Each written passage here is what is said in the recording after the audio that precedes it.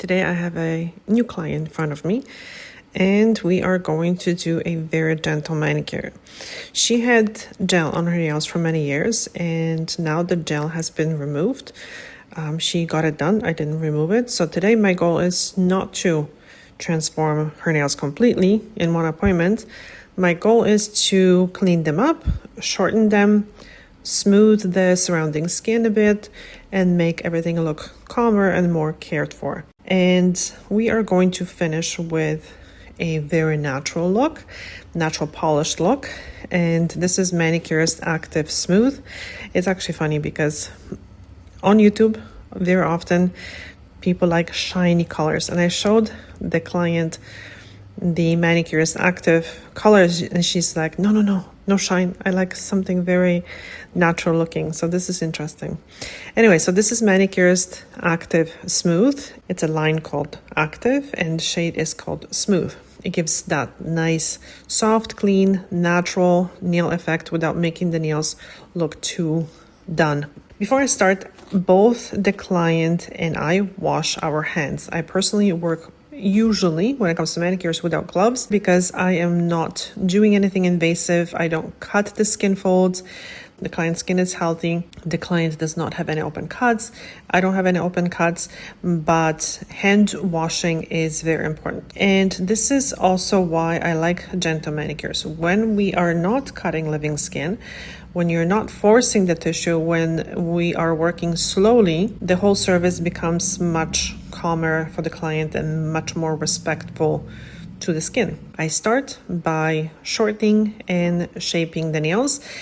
And one thing people often ask me about is the filing back and forth. On camera, filing can sound much harsher than it actually feels. The microphone somehow picks up that scratchy sound and it exaggerates it. But when the nail is supported properly and when the right file is used, filing back and forth can be actually very gentle and very controlled. It is different when you are filing your own nails because your finger is not supported in the same way. The nail can wobble and it can feel uncomfortable and rough, I guess. In that case, yes, filing in one direction might simply feel better. But when I'm working on the client, I hold the finger in a way that it supports the nail and the movement is smooth and controlled. I'm not sawing aggressively through the nails. I'm shaping. And this brings me to something I have been thinking about a lot lately. The difference between care and correction. So it was difficult to realize that the manicures that I do are actually not really the care part. A manicure really, when you think about it, is a correction part. Shaping the nails is a correction. Removing cuticle from the nail plate is a correction. Smoothing area of skin is a correction. The real care happens in between appointments. It is what the client does at home after washing hands before bed and during normal week. When the skin is cared for consistently, there is much less to correct during the manicure. The skin becomes softer, more elastic, and less tight. The cuticle does not stick as strongly to the nail plate. The skin around the nails does not build up as much hard, compacted tissue. So the manicure becomes easier. Not because I remove more, but because there is less that needs removing. And this is a very important idea, especially for people who feel that their nails always look messy or dry or overgrown. Very often, it is not to cut more. The answer is to care more, so we need to correct less. So very often, it's not that you need a manicure. You need to care more in order to get the results that you are looking for. Here I can see a little bit of harder skin around the side of the nail, so I'm going to reduce it slightly. I'm not trying to remove every bit of texture. I'm just smoothing it enough so it feels more comfortable and less tight. And this is something I always try to explain. Don't judge skin only by how it looks. Dry skin can look white and powdery when you file it. If you chase that white appearance, you can easily do too much. Instead, I go by feel. I touch the area. You can see me run my finger over the area. If it feels smoother, if it feels less catchy, if it's no longer rough enough to tempt the client to pick at it, then I stop. That's enough for today. It's very easy to overdo it, trying to chase that perfection. You might notice that one side of the nail looks like it's been filed a little bit too far in the past, and this is very common. Sometimes people file deeply into the sides because they want the nails to look slimmer or more oval while being short. Sometimes it happens after years of picking, biting, or aggressive manicures. The skin then responds to that repeat trauma by building more hard skin. So yes, we can smooth it a bit, but the real improvement comes from changing the habit that caused it. Obviously, stop filing too deeply into the sides, stop digging, stop cutting the skin that is trying to protect you really. And then over time, the area will calm down and it will soften. And this is why I always try to say that improvement is the goal, not perfection in one sitting. With nails and skin, if we try to make everything perfect immediately, we often end up creating more damage. The skin might look smoother for a day, but then it gets harder, tighter, and more reactive. I'm using electric file here because I'm very comfortable with it. I have been using it for many years. Yes, 2001 I started using electric file. So yes, 25. But this step can also be done by hand with a soft sponge file or a gentle nail file. And the goal is exactly the same: small, controlled movements, light pressure, and stopping early. Feeling the area. If it feels better, stop. I'm not trying to erase the skin. I'm just reducing the hard edge. And that can make the area feel much better. When the skin is very hard or sharp around the nail, people are more likely to pick at it, creating more damage. So if we soften that edge, there is less temptation. And I know, I'm a picker myself. And then the home care has a chance to work. Now I'm gently nudging the skin around the nail. That's not a cuticle.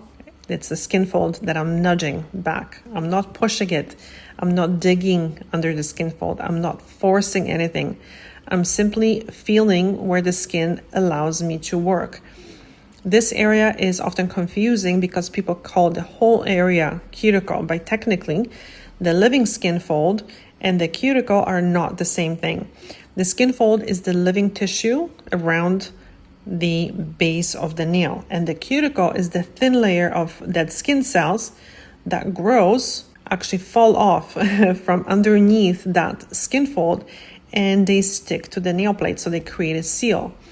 The cuticle, like I said, has a purpose when it's sealing the space between the nail and the skin, but once it grows out onto the nail plate, it's no longer doing its sealing job. At this point, if we are applying polish, we usually remove it from the nail plate so the polish can sit smoothly and adhere better. But that does not mean that we need to cut the living skin fold. And these are completely different things. And this is why understanding anatomy helps so much.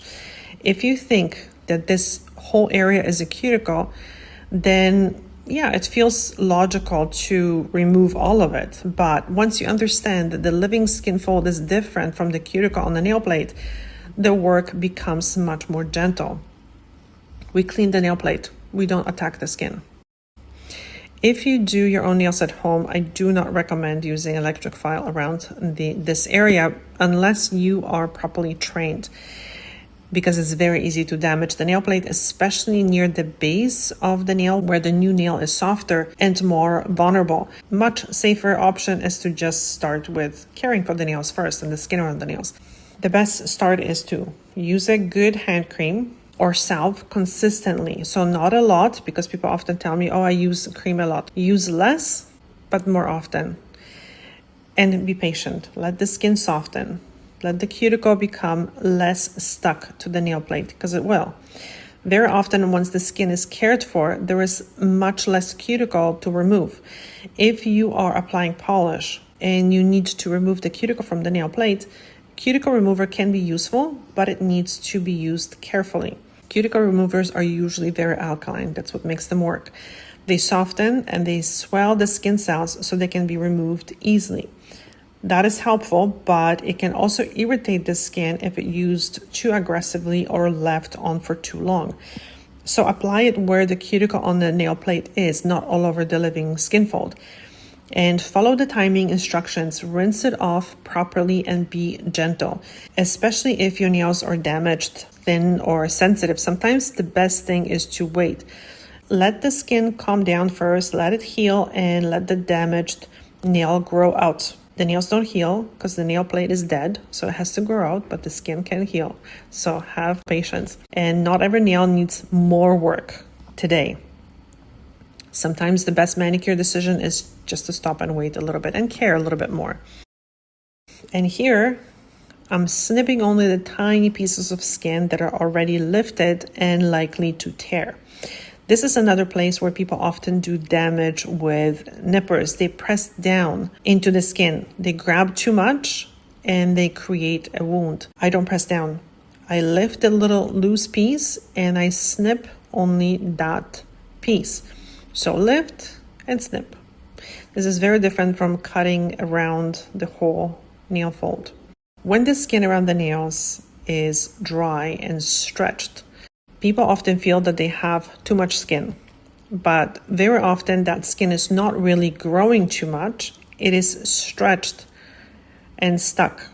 It's stretched because it is stuck. So as the nail is growing, it's pulling that skin with it, and the skin does not have elasticity to bounce back.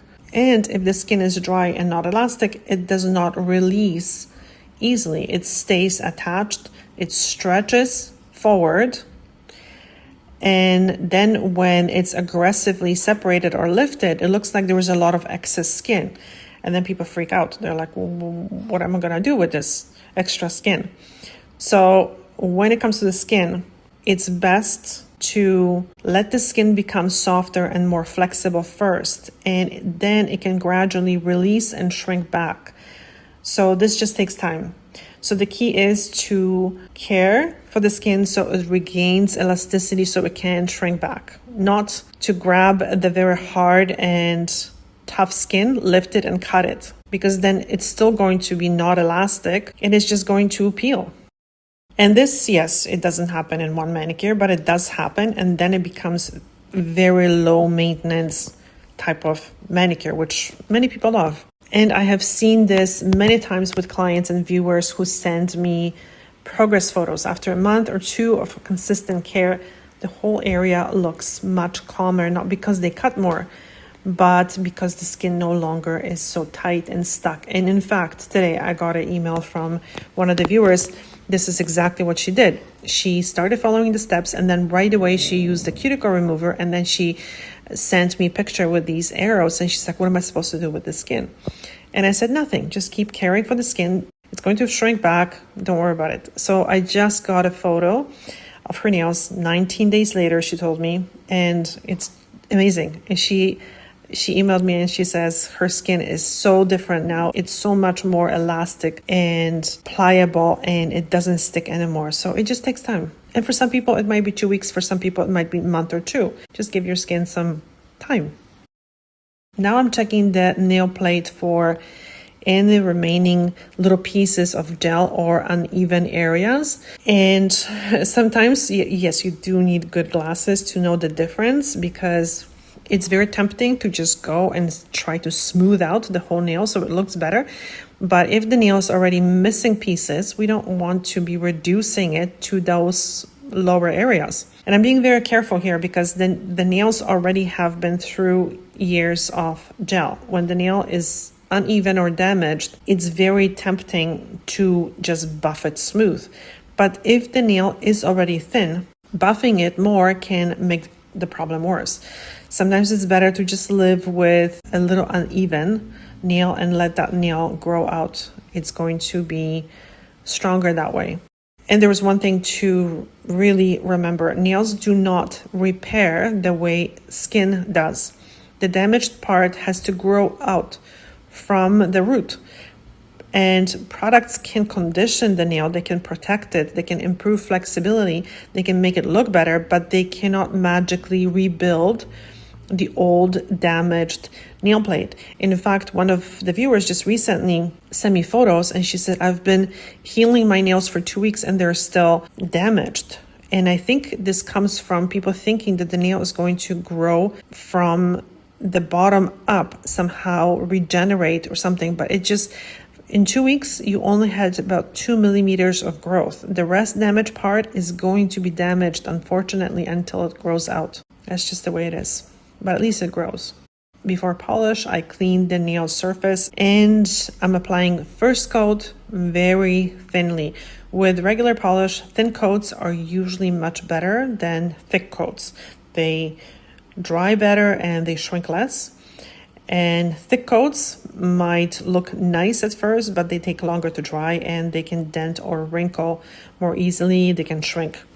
And after the first coat, I like to give them a little time to dry before applying the second coat. I just look at the surface. If it starts showing the texture of the natural nail, then that's a cue that the nails are ready for a second coat.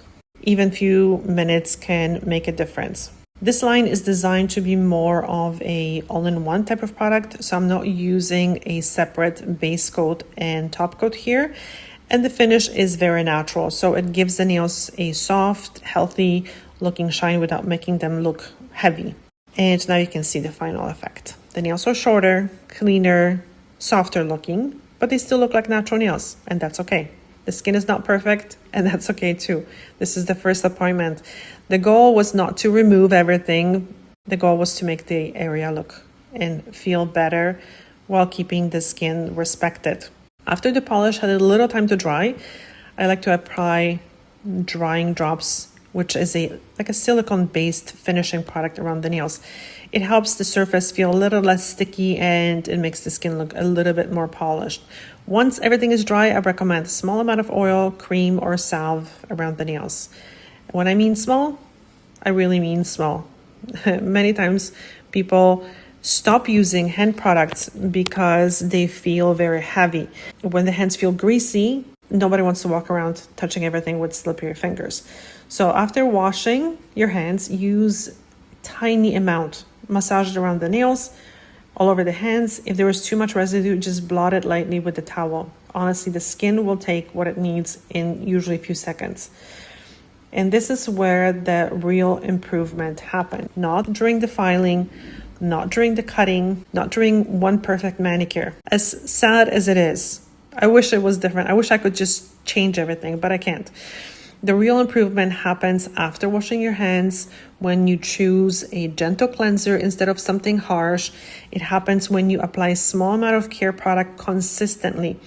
It happens when you stop picking, when you stop overfiling, and you give the skin time to become flexible again. Because good nails are not built by correction. Care comes first. Correction should be gentle, thoughtful, and only as much as needed. So, if your nails or skin feel dry, tight, messy, don't assume you need to remove more. You might simply need to care more consistently. So not more, but more consistently. And correct it less aggressively. And that is usually where the skin starts to calm down. Thank you so much for watching, and I hope this gives you a softer way to think about manicures. Bye.